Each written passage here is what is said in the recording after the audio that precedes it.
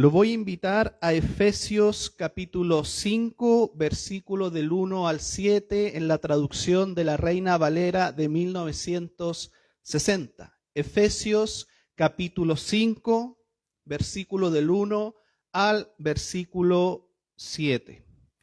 En el día de hoy comenzamos a estudiar un nuevo capítulo de la epístola de la carta de Efesios y vamos a continuar estudiando acerca de la vida nueva en Cristo. Amén, la cual terminamos de estudiar el capítulo 4, sin embargo habían instrucciones importantes del apóstol Pablo y ahora en el capítulo 5 él vuelve a retomar y también a ser más específico en aquellas conductas que deberían caracterizarnos en la vida cristiana.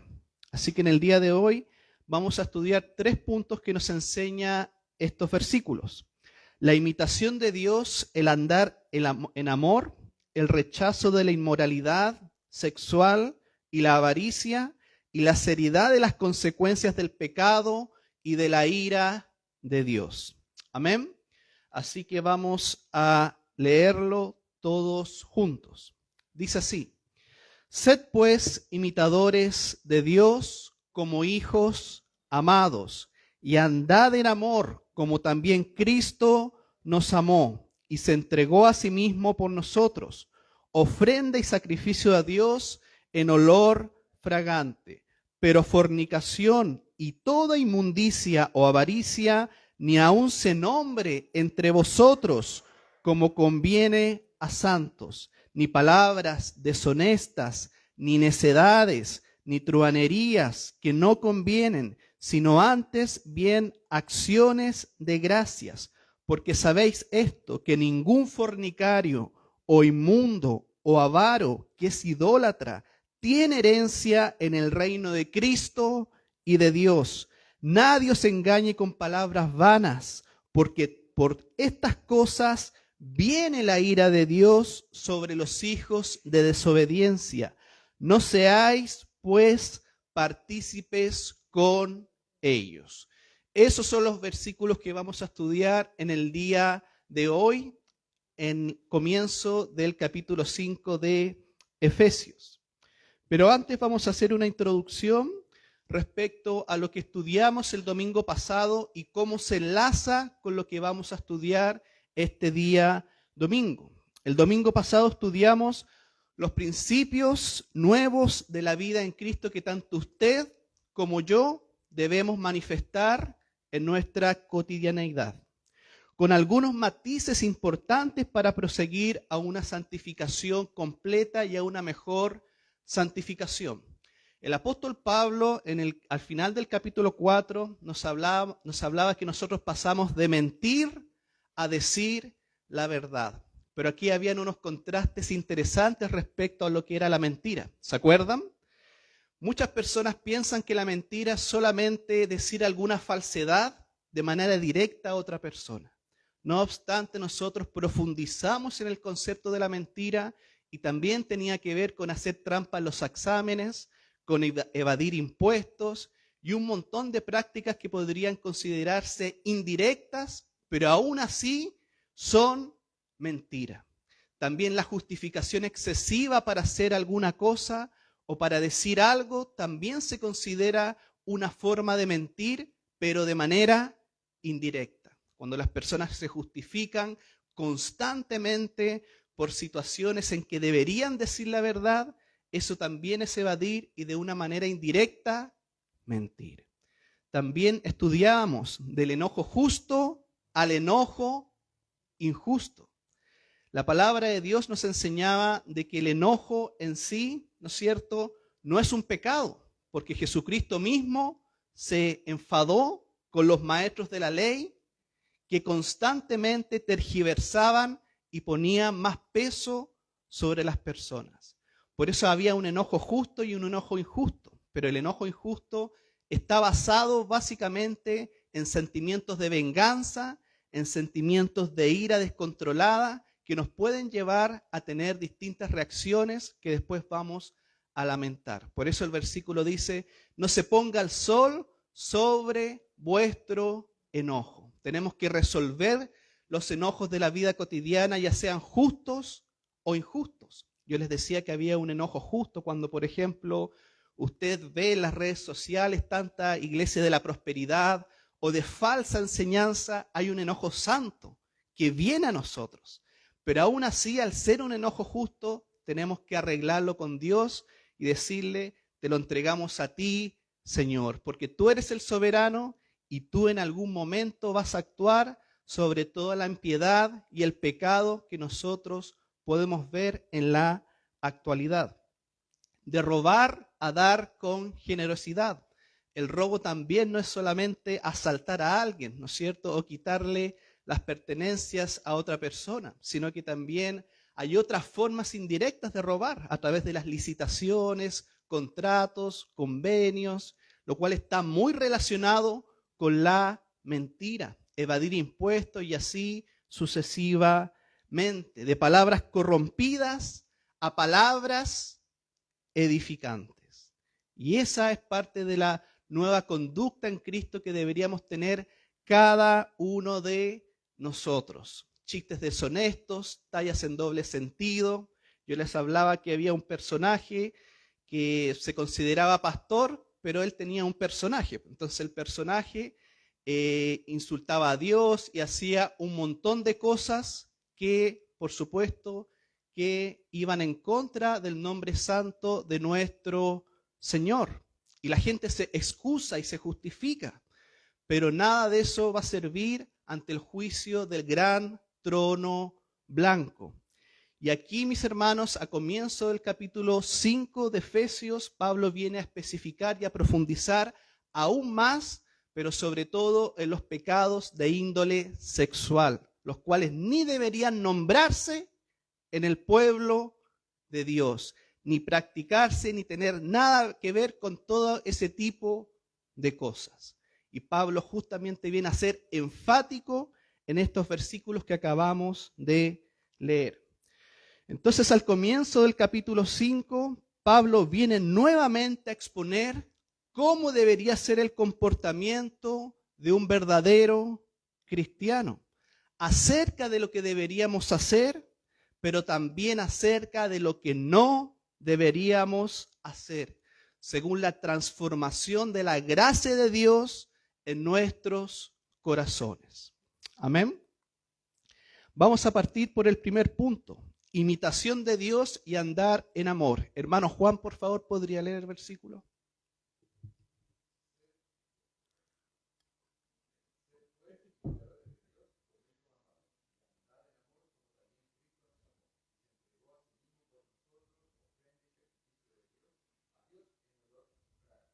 Imitación de Dios y andar en amor. Pablo, ¿qué nos dice? Sed pues imitadores de Dios como hijos amados, pero también nos dice, andad en amor como también Cristo nos amó. Y ese amor, ¿cómo se demostró? Entregándose a sí mismo por cada uno de nosotros a través del sacrificio de la cruz, lo cual, ¿qué provee? Ofrenda y sacrificio a Dios en olor fragante. Como imitadores de Dios, los cristianos han de imitar las características de nuestro Señor, pero sobre todo su amor. El todo, mis hermanos, de la vida cristiana tiene que ver con la reproducción de la persona de Cristo en nuestro ser. Por eso el propósito de Dios con la salvación, ¿cuál es? Es redimir a los hombres del pecado y hacerlos conforme a la imagen de su Hijo, como dice Romanos capítulo 8, versículo 29. Nunca se nos tiene que olvidar que el propósito de la vida cristiana tiene que ver con la imitación de las características de Cristo en nuestra vida. Y esto nunca está de más decirlo. Quizá ustedes lo han escuchado muchas veces, pero nunca está de más, porque el ser humano sigue siendo el mismo pecador desde Adán y desde Eva, con un corazón engañoso y con un corazón corrompido. Y de esa misma manera, mis hermanos, nunca siempre es necesario continuar abordando y enseñando esto, debido a que el ser humano o el cristiano en general piensa que el cristianismo es para hacerse rico, que es para cumplir tus metas personales, que es para cumplir tus sueños. Entonces, siempre a medida que va pasando el tiempo, se va tergiversando la doctrina y la correcta enseñanza. El Evangelio no es para metas personales ni para superación personal, sino que es para imitar las características de Cristo en nuestra vida, conformes a la imagen de su Hijo. Y ese es el propósito de la santidad y de la santificación que el Espíritu Santo obra por medio de su palabra en nuestras vidas. Por lo tanto, para saber cómo es Dios, debemos estudiar su palabra, porque en su palabra encontramos lo que a Dios le agrada y lo que también le deshonra, su revelación y su gran presentación de sí mismo. Pero si no existe un estudio constante de su palabra que sobrepase el simple conocimiento de saber cosas de la Biblia, se convierte, ¿verdad?, solamente en un conocimiento vano, porque no es una virtud experiencial del cristiano en su vida cotidiana. Por ende, una persona puede saber muchas cosas de la Biblia, puede saber mucha doctrina, mucha teología. Sin embargo, si ese conocimiento no se convierte en sabiduría y si no es parte de su vida cotidiana, en sus actos, pensamientos, conductas, es solamente conocimiento. Y el conocimiento te envanece. El conocimiento, ¿verdad?, te deja seco. Porque no hay una virtud experiencial en el cristiano en que se manifieste ese conocimiento a través de todas las cosas que hace. Por eso el conocimiento por sí solo nos salva. Los ateos pueden estudiar la Biblia, pueden leerla, pueden hacer anotaciones, pero no por eso o no por ese conocimiento van a ser salvos. Frente a las dificultades de la vida necesitamos apreciar a Dios en todo lo que hacemos, ¿no es cierto? En todo lo que hacemos. Y eso va más allá de un simple conocimiento. Ahora, con el auge de la teología reformada, muchas personas se han inscrito en seminarios, en doctorados, licenciaturas, para adquirir conocimiento.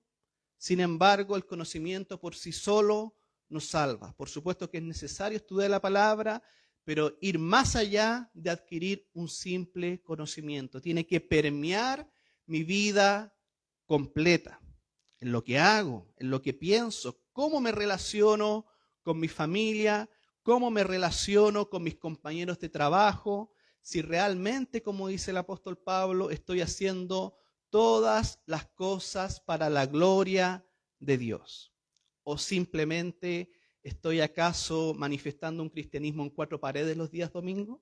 No. Frente a las dificultades de la vida, también se tiene que manifestar esto. Durante mucho tiempo se entendió y se conoció que durante los años 80 y 90 siempre se vivió un cristianismo solamente enfocado en cuatro paredes. Por eso muchos jóvenes que iban a la iglesia, nacían en la iglesia, iban a la iglesia, durante un tiempo tenían que salir a la universidad.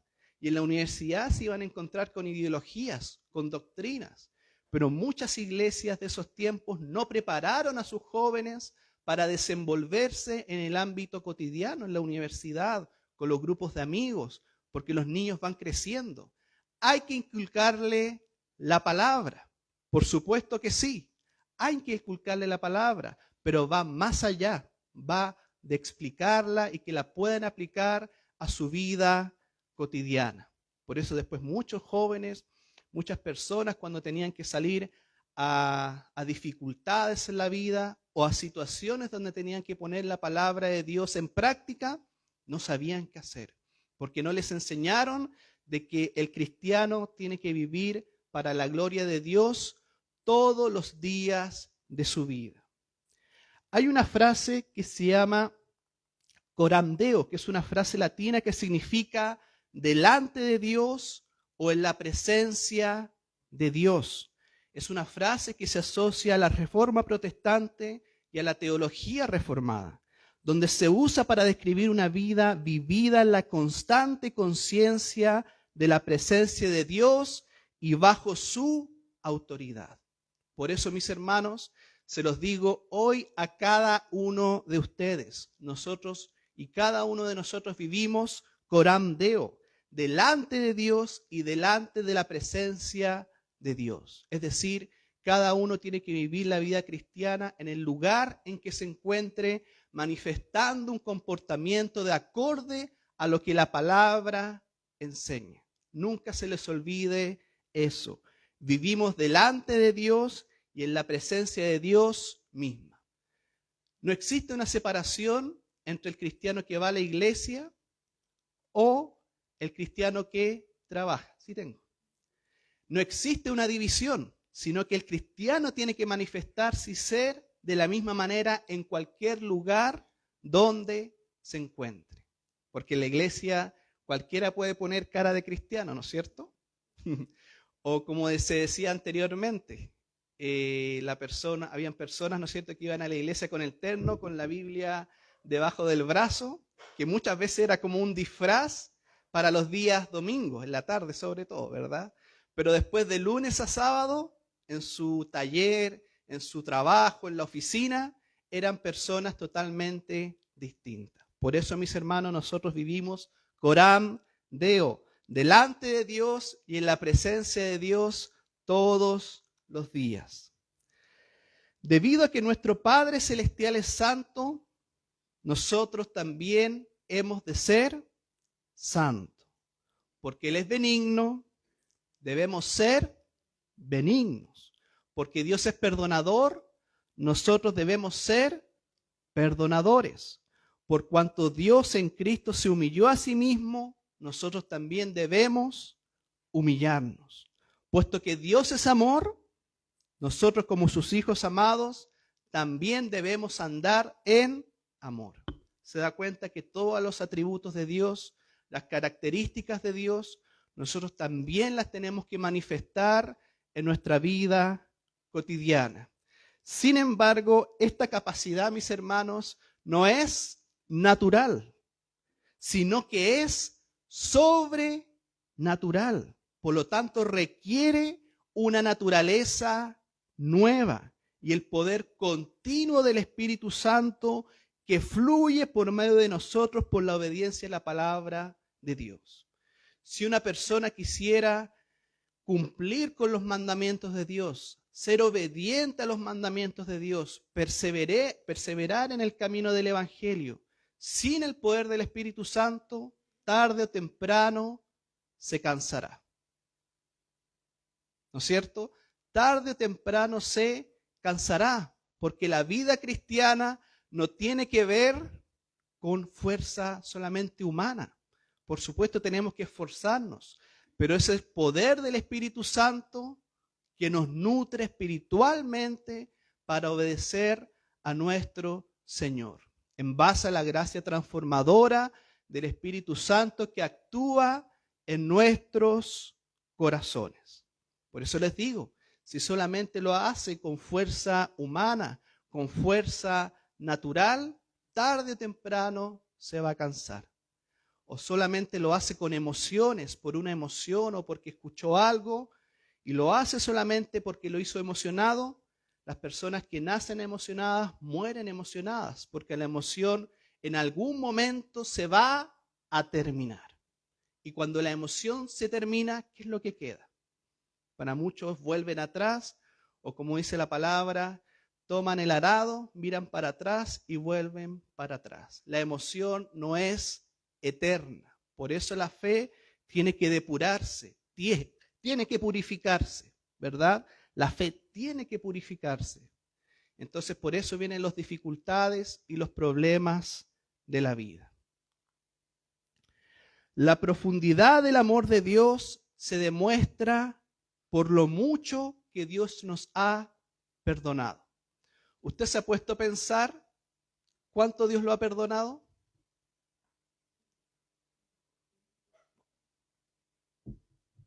¿O nunca lo ha pensado? ¿De qué lo ha perdonado Dios?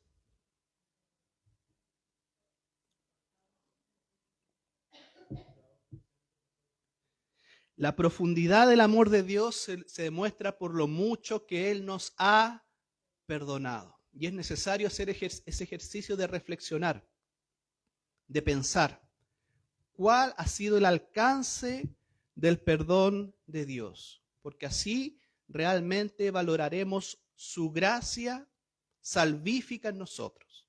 Hay muchos cristianos que, como no reflexionan acerca de doctrinas tan importantes como la justificación y el perdón de pecados, siempre quieren más, algo más, ¿no es cierto? Siempre quieren cumplir sus sueños, sus metas, sus anhelos. ¿Por qué? Porque no se han realmente puesto a pensar en el valor de la gracia y del perdón de Dios en sus pecados.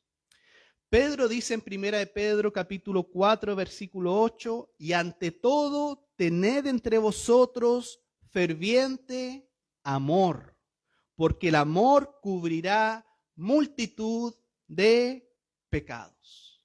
La palabra griega detrás de ferviente que usa aquí Pablo se refiere a un músculo estirado al máximo. Es decir, nuestro amor debe estirarse hasta el límite a fin de poder cubrir multitud de pecados.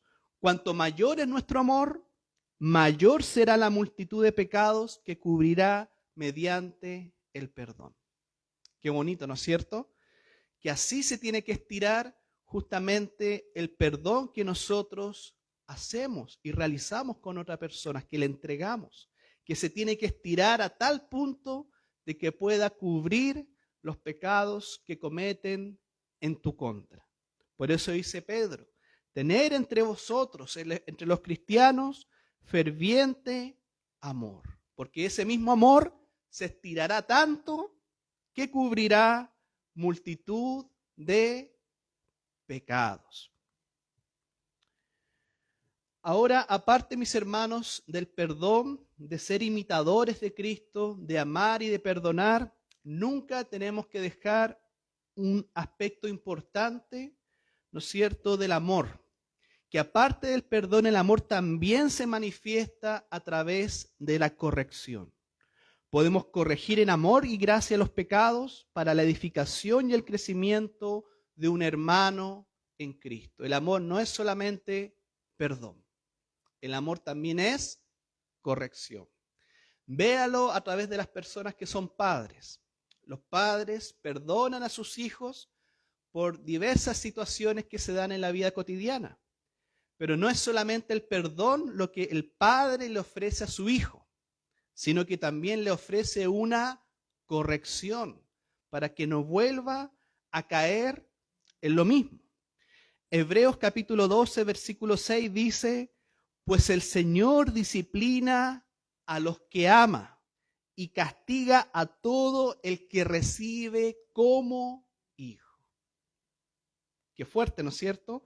El Señor disciplina a los que ama y castiga a todo el que recibe como hijo. Entonces el versículo es claro. La disciplina del Señor se da justamente por el amor. Y nosotros cuando somos imitadores de Dios, perdonamos, amamos, pero no dejemos de lado la corrección. Porque la corrección también es necesaria para vivir la vida cristiana y ser imitadores de Dios. Proverbios capítulo 13, versículo 24 dice así, quienes no emplean la vara de disciplina odian a sus hijos. Los que en verdad aman a sus hijos se preocupan lo suficiente para disciplinarlos. Recuerden, mis hermanos, que el amor también incluye la corrección. La gracia y el amor tienen que ir de la mano. Y el pastor también tiene que corregir. El príncipe de los pastores, que es Jesucristo, nos disciplina a cada uno de nosotros. Pregunta, ¿usted se ha sentido disciplinado por Dios? ¿Cuántos se han sentido disciplinados por Dios? Todos.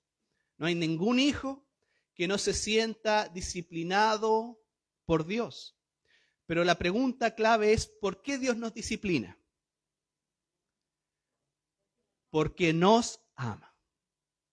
Ahora póngase a pensar en lo siguiente, reflexión. Si no hubiera sido por la disciplina que Dios le dio a usted en un momento determinado de su vida, ¿qué hubiera pasado con usted? ¿La disciplina le sirvió? Por supuesto que sí. Obvio que la disciplina sirve, porque es dada por Dios mismo. Y Dios ama a sus hijos, y todo el que Dios ama, disciplina, porque te recibió como hijo a través de la sangre del Cordero de Jesucristo en la cruz del Calvario. Entonces, mis hermanos, ser imitadores de Dios tiene que ver con que usted pueda vivir los mismos atributos de Dios en su vida espiritual, pueda amar, pueda perdonar, pero también pueda corregir, porque la corrección también está dentro del amor. Todas las personas que son padres han tenido que disciplinar a sus hijos, pero ¿usted por qué los disciplina? Porque los ama. Y de esa manera nosotros podemos hacer, ¿no es cierto?, esa distinción y relacionar esos conceptos en el amor del Padre. Punto número 2, el rechazo de la inmoralidad y la avaricia. Hermano, ¿ahorita lo puede leerlo?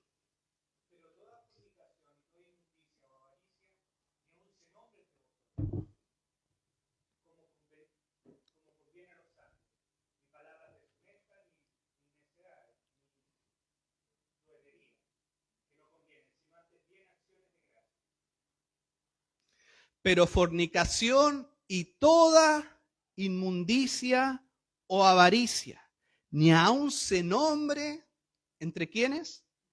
Entre los cristianos. Como conviene a santos, ni palabras deshonestas, ni necedades, ni truhanerías que no convienen, sino antes bien acciones de gracias. En primer lugar, mis hermanos, todo lo que Dios crea, todo lo que Dios establece, Satanás lo falsea y lo corrompe.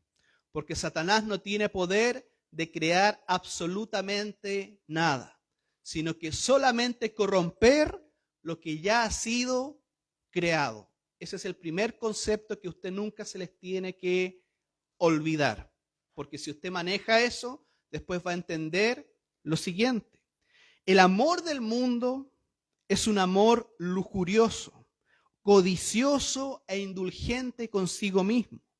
Ama porque el objeto del amor es atractivo, aprovechable, agradable, satisfactorio, apreciativo, porque puede obtener algo a cambio.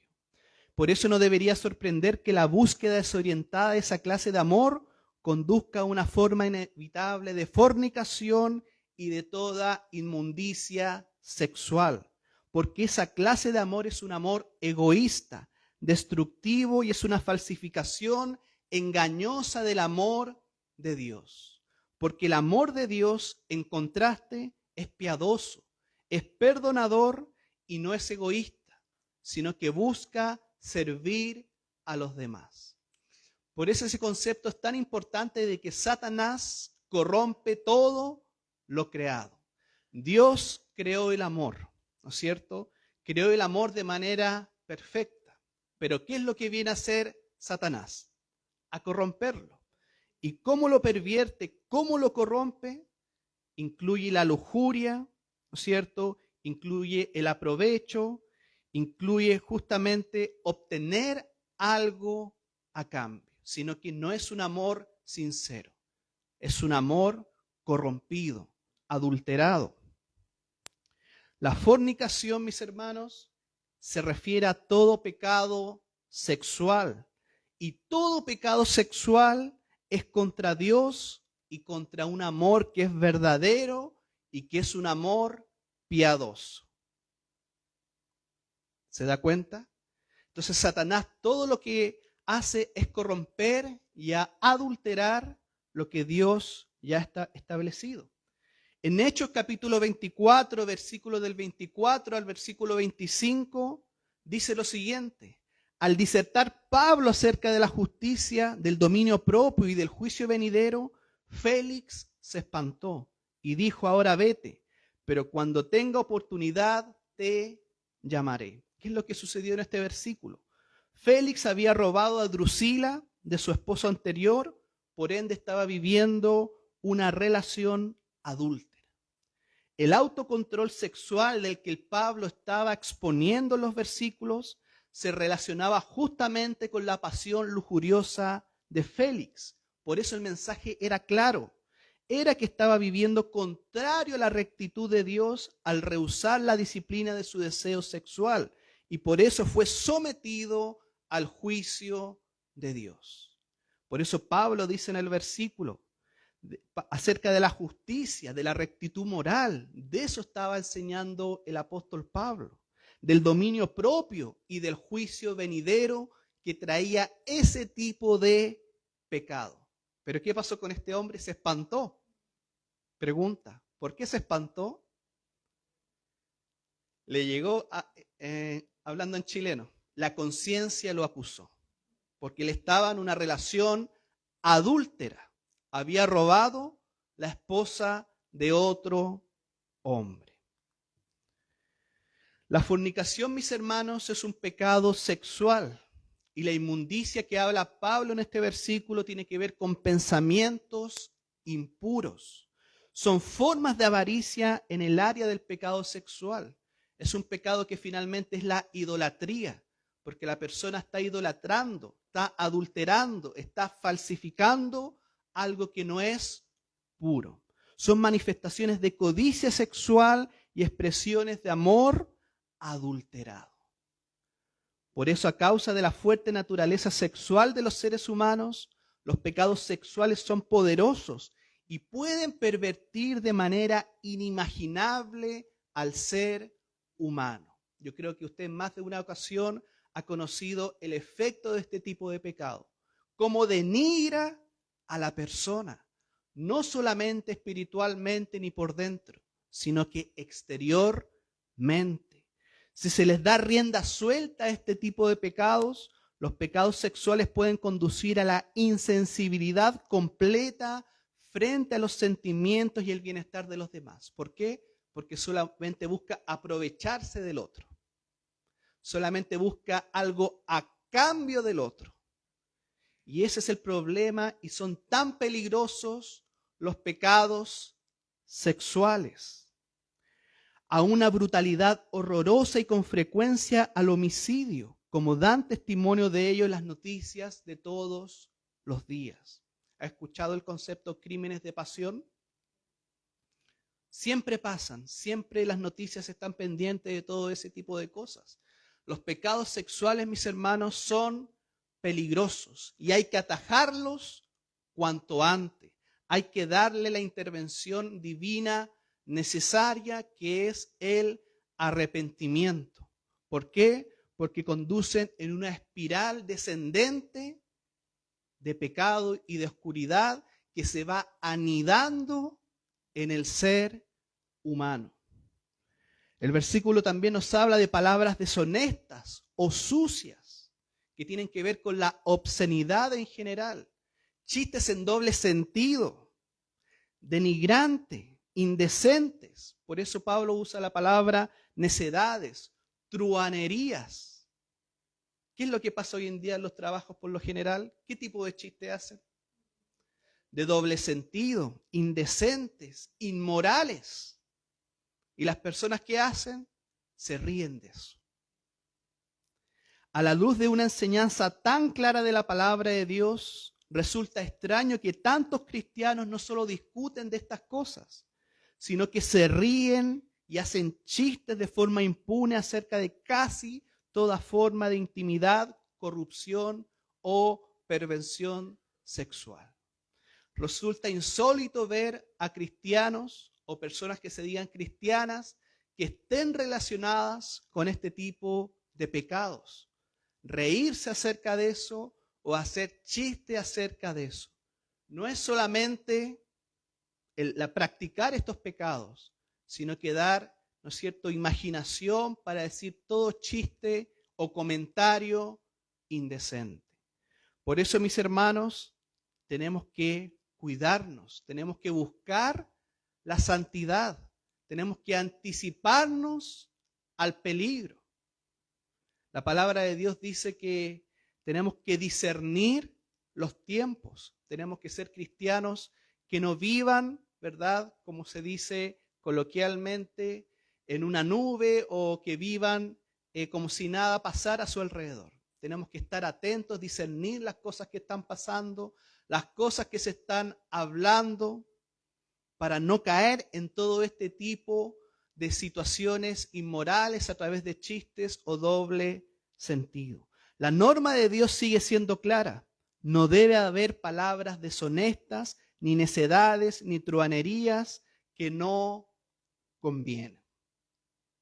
Y recuerde, los pecados sexuales son pecados sumamente peligrosos que se tienen que atajar y combatir inmediatamente, porque la espiral descendente es terrible, no solamente a nivel espiritual, sino que también a nivel físico.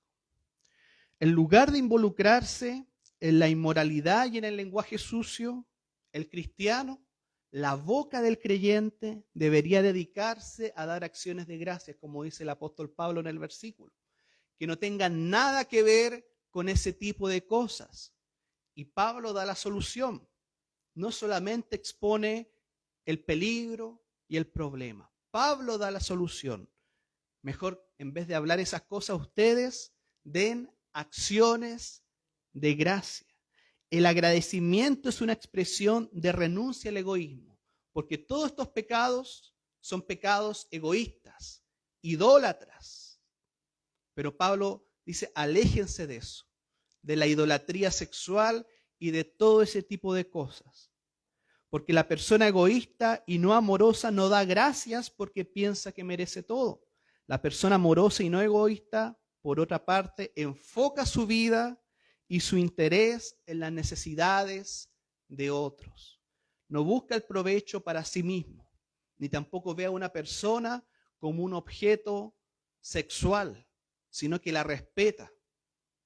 Respeta no solamente como una persona, como una creación de Dios, sino que tampoco se va a reír ni a hacer chistes de ese tipo de cosas. Si los cristianos son conocidos por algo, mis hermanos, debería ser por su amor expresado hacia Dios y los demás. ¿A través de qué cosa? A través de acciones de gracias incesantes. Primera de Tesalonicenses capítulo 5 versículo 18 dice: dad gracias en todo, porque esta es la voluntad de Dios para con vosotros en Cristo Jesús. Dad gracias en todo, no solamente cuando se levanta en la mañana, sino que da gracias en todo, en cada momento. Gracias, Señor, por la vida, por la familia, por el trabajo, por el día, por la luz. Por eso Pablo hace un ejercicio. Saquen de su boca todos esos chistes cochinos, sucios, inmorales, de doble sentido, y en vez den acciones de gracia. En otro versículo dice: piensen en todo lo que es bueno, agradable, santo. ¿En qué estás ocupando tu vida? ¿En qué estás ocupando tus pensamientos? ¿En qué estás ocupando tus emociones? ¿Qué están viendo tus ojos? ¿Qué te hacen pensar? ¿Qué música estás escuchando? ¿En qué estás ocupando tu tiempo, tus pensamientos? Recuerde que tenemos que ser avisados en los tiempos. Tenemos que discernir el tiempo en que estamos viviendo. El Dios de este mundo es Satanás, el diablo. Y él está en una lucha constante en contra de la iglesia, en contra de usted y en contra de mí. Él no descansa. Continuamente está creando ideologías, creando programas de televisión, creando series, películas, materiales audiovisual para distraerlo a usted. distraerlo de la santidad, distraerlo de los medios de gracia, de la oración, del estudio bíblico, de congregarse. Muchas personas abandonan la comunión con los creyentes porque tienen un problema, o porque no quieren asistir, o porque se están escondiendo. ¿Usted se acuerda que Adán y Eva lo primero que hicieron cuando pecaron delante de Dios? ¿Por qué? Porque la conciencia los acusó. Sin embargo, en Hebreo nos dice que tenemos sumo sacerdote para venir delante de nuestro Dios. Recuerde que uno de los medios de gracia más importantes es pertenecer a una iglesia local y congregarse. Porque dentro de la comunión de los santos usted ora, usted adora comunitariamente, usted estudia la palabra comunitariamente, usted es discipulado, la Santa Cena y así sucesivamente. Por eso es el día del Señor. ¿Usted se ha puesto a pensar por qué los días domingo es el día del Señor? ¿Por qué es el día del Señor, mis hermanos, los días domingo? Y Pablo con los discípulos se juntaban el primer día de la semana. ¿Para qué? Para recordar la resurrección de nuestro Señor, que fue un día domingo. Por eso es un día santo. Ahora, a modo general, todos los días son del Señor, por supuesto que sí. Pero en modo específico, en donde usted se junta con los santos y tiene compañía con los cristianos, es el día del Señor. Es un día donde nos disponemos y dejamos todos los quehaceres cotidianos de lado, el trabajo, la casa, lavar la loza, pasar la aspiradora, las responsabilidades, y nos enfocamos todo nuestro ser, separamos tiempo y venimos a congregarnos. Ningún afán ni ninguna cosa nos saca de este momento, porque es un momento preciado para el pueblo de Dios. Punto C, la seriedad de las consecuencias del pecado y la ira de Dios. Lo vamos a leer. Porque sabéis esto, dice Pablo, que ningún fornicario o inmundo, avaro, que es idólatra, tiene herencia en el reino de Cristo y de Dios. Nadie os engañe con palabras vanas, porque por estas cosas viene la ira de Dios sobre los hijos de desobediencia. No seáis, pues, partícipes con ellos. No seáis, pues, partícipes con ellos. Ese es el consejo final que nos da Pablo frente a todo lo que dijo anteriormente. Pero si usted lee este versículo frente a la doctrina o teología liberal que muchas personas promueven en muchos centros religiosos, le dirían, yo creo, si tuviera la posibilidad, Pablo, pero no juzgues. Qué palabras tan fuertes, Pablo. ¿Cómo se te ocurre decir eso? Pero Pablo, si es el amor nomás es lo que vale. ¿Se imagina que una persona le diga eso a Pablo? Pablo escribiría otra carta para hablarle a esa persona acerca de que el amor también incluye el discernimiento y el justo juicio. No juzguen según las apariencias, dice la palabra de Dios, sino que juzguen con justo juicio. Entonces tenemos que ser apercibidos. Tenemos que realmente comprender lo que Pablo nos está hablando, de que la gracia de Dios, la gracia transformadora de Dios, no es permisividad para pecar, no es permiso para pecar. El domingo pasado damos el ejemplo de la mujer adúltera. Cuando la mujer adúltera, ¿no es cierto?, según la ley, tenía que ser apedreada por el adulterio infraganti, ¿no es cierto?, que habían visto estas personas. Jesucristo la tomó, escribió unas cosas, ¿no es cierto?, en el piso y le dijo, vete, pero no peques más. No le dijo, vete, sigue viviendo tu vida, que si te pasa algo, llámame y yo voy a dejar, y no voy a dejar que te tiren piedra. No, sino lo que Cristo le dijo, vete y no peques más. Vete y no peques más. Pero ese y no peques más ya no se predica en los púlpitos, ya no se predica en la iglesia, sino que se predica una gracia barata. donde no hay arrepentimiento, no hay confesión de pecados, no hay transformación de las personas interior espiritualmente, sino que es una gracia barata, que Dios te va a perdonar, de que Dios te va a dar esto, de que Dios te va a dar muchas cosas, pero no hay una transformación. Por eso es un mensaje agradable hoy en día, porque es un mensaje muy superficial que a cualquier persona, si usted le dice en la calle, yo voy a esa iglesia, porque no me piden ni arrepentirme, ni dejar mis viejas prácticas de pecado. Por eso la gracia costosa es la gracia que enseña la palabra de Dios.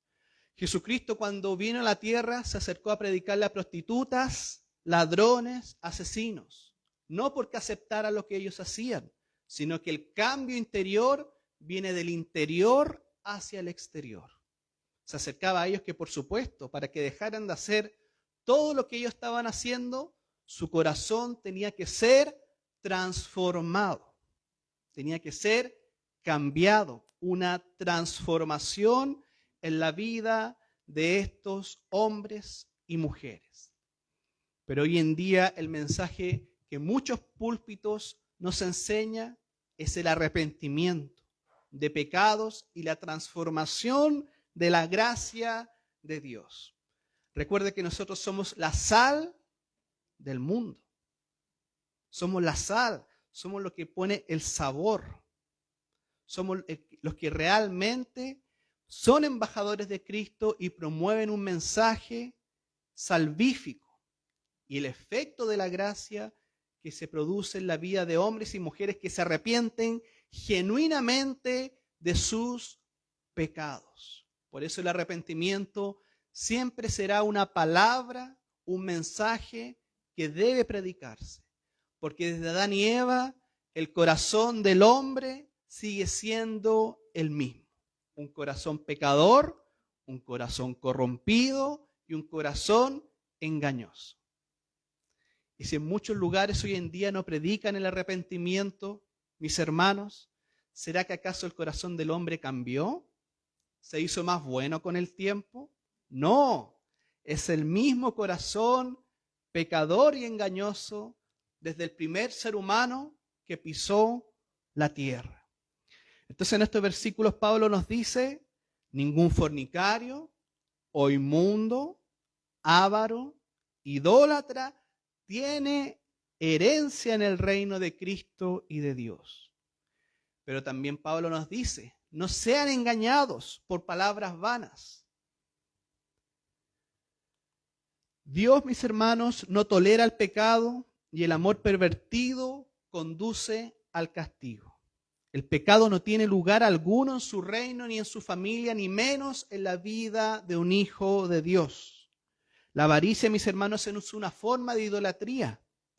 Y el hombre avaro, por lo tanto, es más que simplemente egoísta, inmoral, es idólatra. Todo pecado, mis hermanos, lleva a la idolatría, porque está poniendo por sobre Dios ese pecado. Y siempre va a buscar para sí lo mejor, la parte ancha, el provecho que yo le puedo sacar a algo. Las personas que se caracterizan por los pecados que Pablo acaba de exponer en los versículos, acaba de condenar, no tendrán herencia en el reino de Cristo y de Dios. Pero sí personas que se han arrepentido y con sinceridad caminan hacia una santificación. Por eso tenemos que analizar los patrones de vida de cada uno de nosotros. El domingo pasado decíamos que una persona, un cristiano, puede mentir. Por supuesto, puede pecar, como cualquier otro tipo de pecado. Pero cuando esa mentira se hace un patrón en tu vida, cuando ese pecado es rey de tu vida y todo lo que haces es mentir y mentir y mentir, de alguna manera eso deja claro que no ha habido un verdadero convertimiento, porque la mentira es el patrón de la vida de esa persona.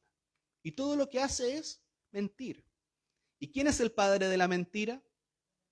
Satanás, el diablo, porque él miente acerca de todas las cosas que Dios ha creado como buenas y como piadosas. Por eso ninguna persona cuyo patrón de la vida sea la inmoralidad, la fornicación, la inmundicia, avaricias habituales, puede formar parte del reino de Dios, sino que solamente personas que se han arrepentido de sus pecados y caminan sinceramente hacia una santificación.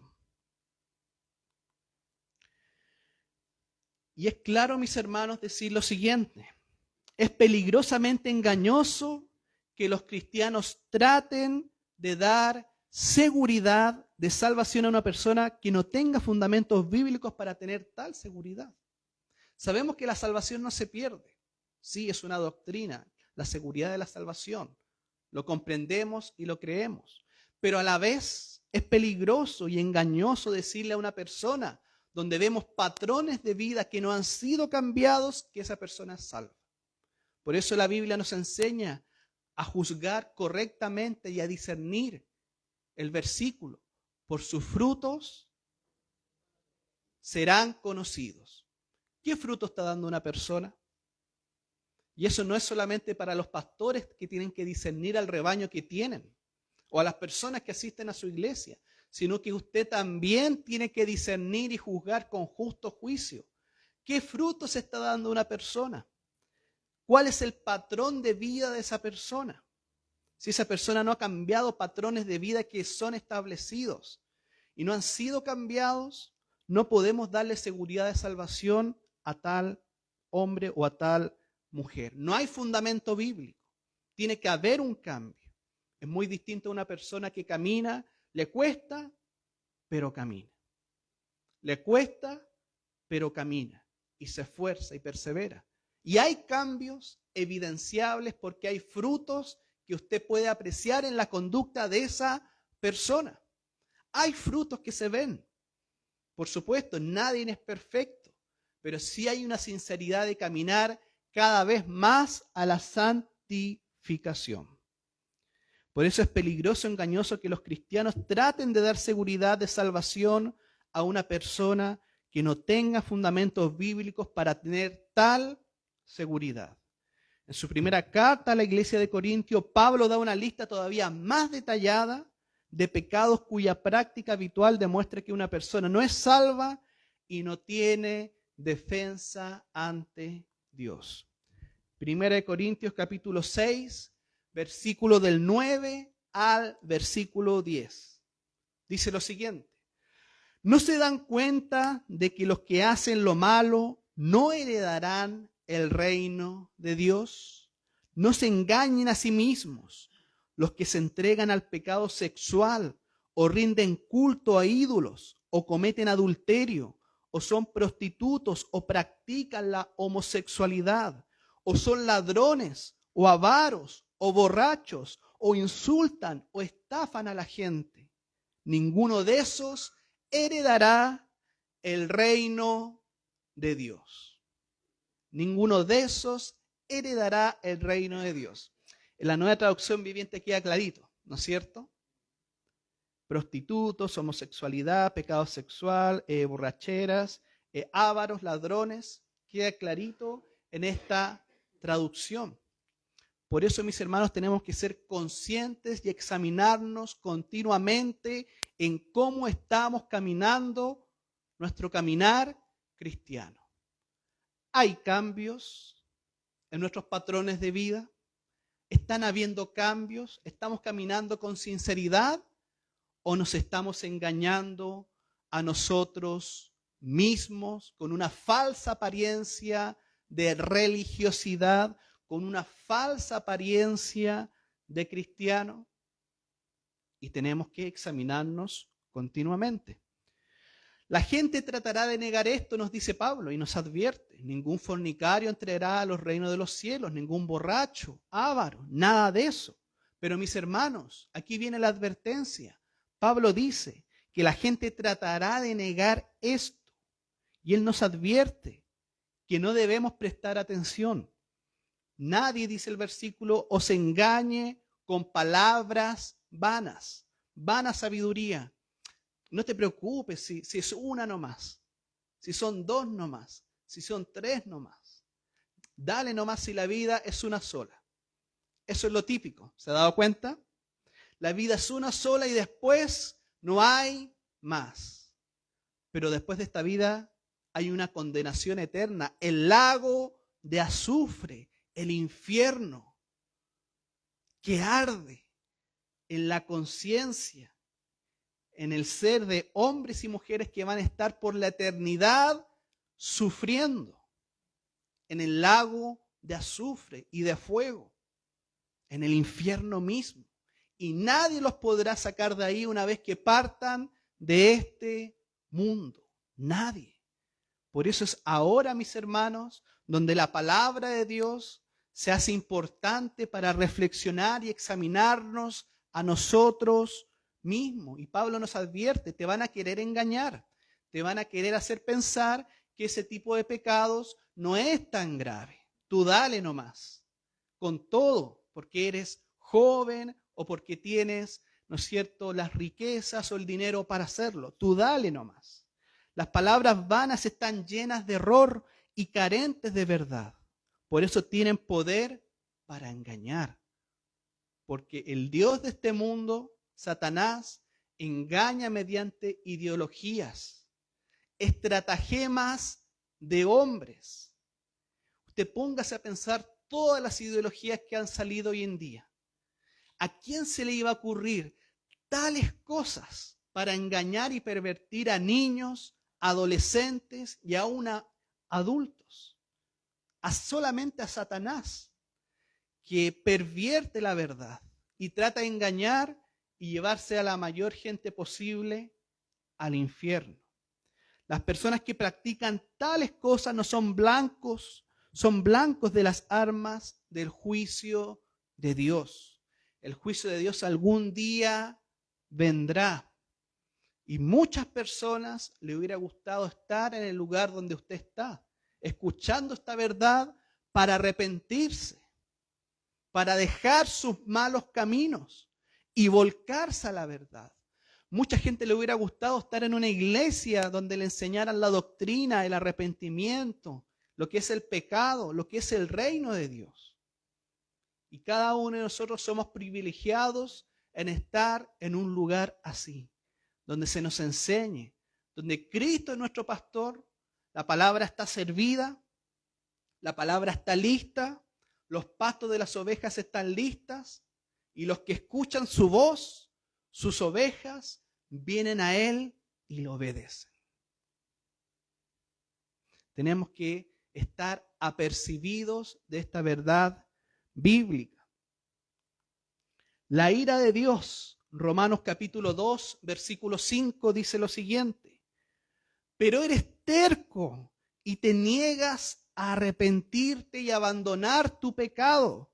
Por eso vas acumulando un castigo terrible para ti mismo, acumulando la ira de Dios. Se va acumulando, pues se acerca el día de la ira, en el cual se manifestará el justo juicio de Dios. Pablo aquí dice algo interesante, la ira se va acumulando. Nosotros podemos ver que hay mucha gente mala en el mundo, que hace lo que quiere, vive como quiere, dice lo que quiere, pero el versículo y la palabra siempre se cumple. Recuerden, todo pasará, pero su palabra no pasará, porque su palabra se cumplirá. Pero el versículo nos dice, ¿verdad?, que la ira de Dios se va acumulando para un castigo terrible para aquellas personas que no se arrepienten de sus pecados. Y en Apocalipsis capítulo 6, versículo del 16 al versículo 17 dice: y gritaban a las montañas y a las rocas, caigan sobre nosotros y escóndanos del rostro de aquel que se sienta en el trono y de la ira del Cordero, porque ha llegado el gran día de su ira. ¿Quién podrá sobrevivir? ¿Quién puede sobrevivir a la ira de Dios? Y en estos dos versículos es interesante. La advertencia, y en Apocalipsis se nos muestra ya la ira consumada. Caigan sobre nosotros, escóndanos de la ira de Dios. Pero nadie puede esconderse al terrible castigo de Dios en contra del pecado y en contra del pecador. Nadie puede esconderse.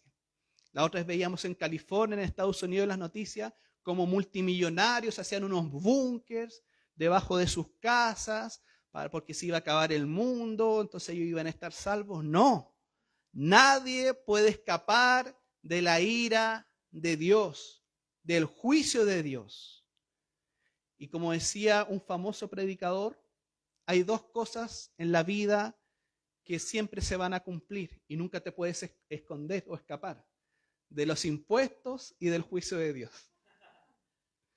Es verdad, el juicio de Dios se cumplirá y ay del que no se haya arrepentido.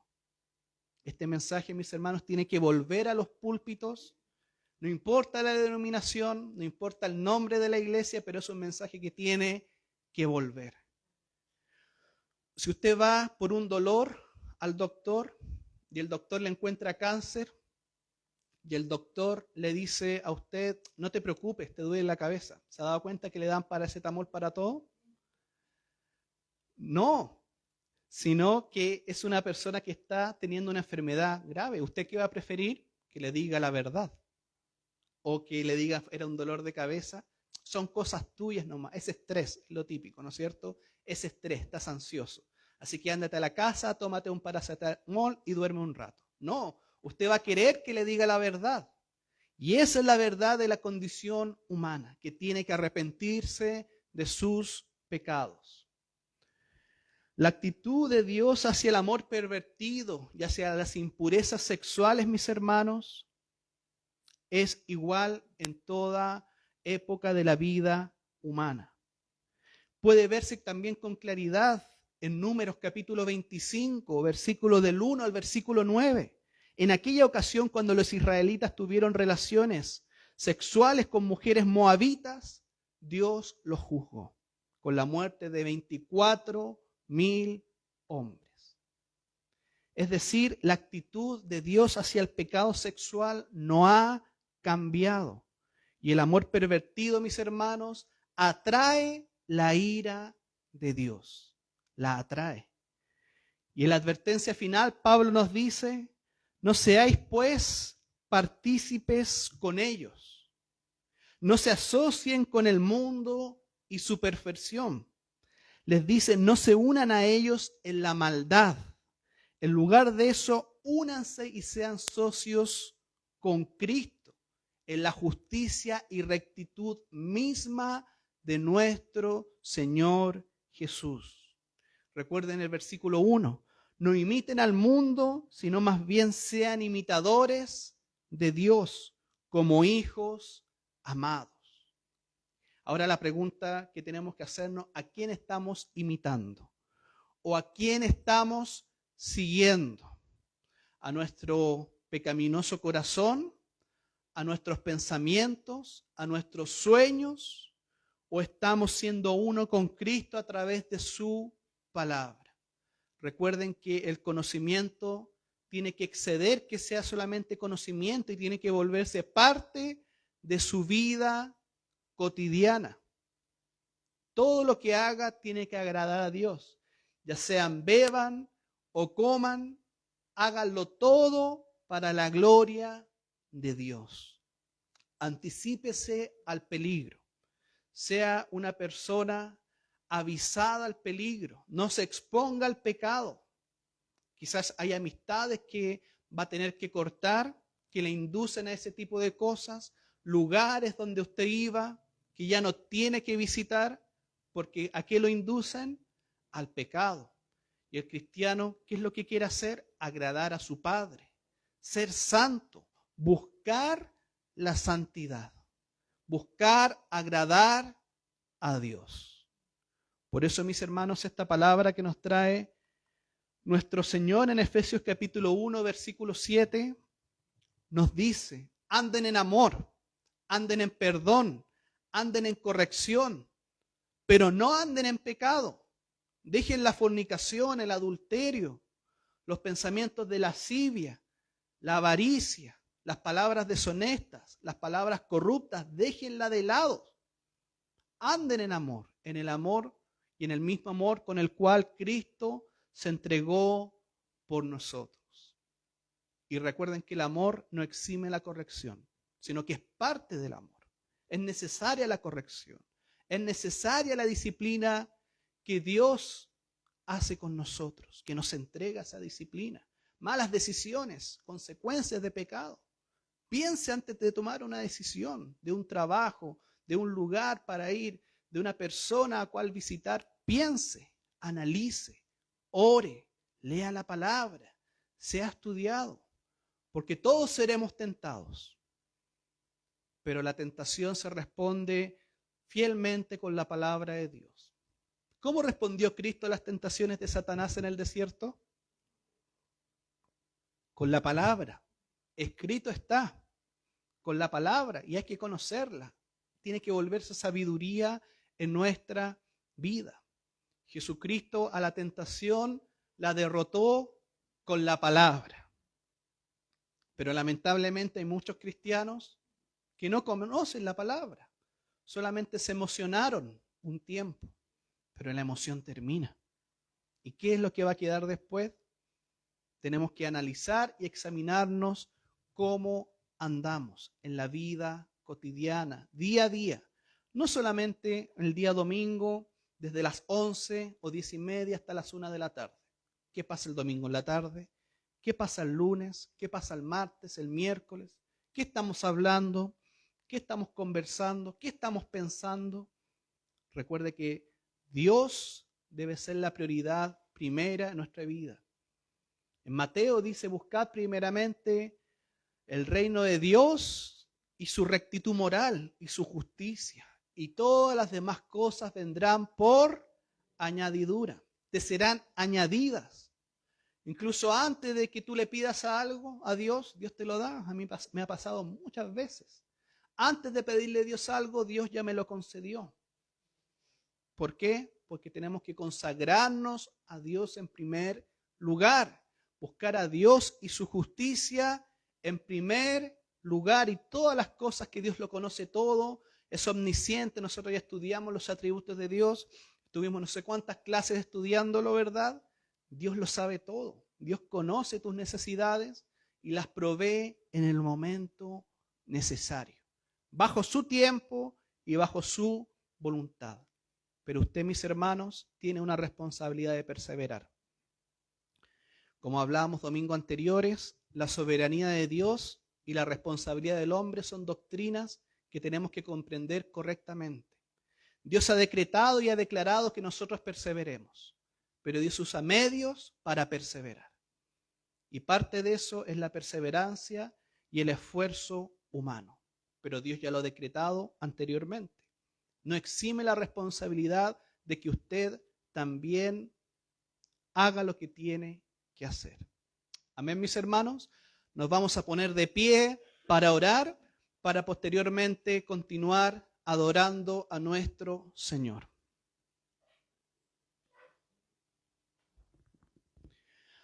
Padre amado, en el nombre de Jesús, te damos gracias por esta desafiante palabra que tú nos has dado. Ayúdanos, Señor, a seguir buscando la santidad.